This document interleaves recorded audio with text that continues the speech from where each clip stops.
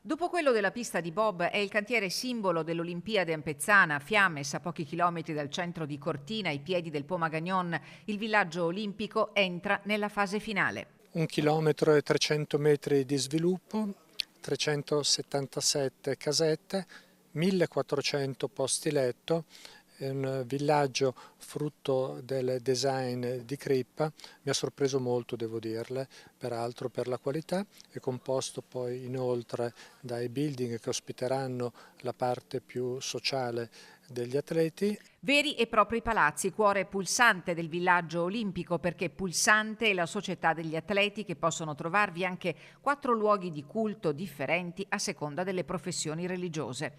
La settimana scorsa, dopo mesi di lavoro, il sito ha superato il cosiddetto stress test sulle unità abitative, una verifica tecnica su impianti, climatizzazione e resistenza dei moduli prefabbricati. Abbiamo testato lo stress test delle casette, 377 è andato bene, quindi concluso con ottimi risultati, e peraltro devo dirle che mi ha anche sorpreso la qualità delle casette. Ora è in corso invece lo stress test dei building e ci vorrà qualche giorno per terminarlo. Al loro interno i moduli abitativi appaiono confortevoli, 2 posti letto, un bagno con ampia doccia, tutto realizzato secondo criteri di efficienza energetica e minimo impatto ambientale.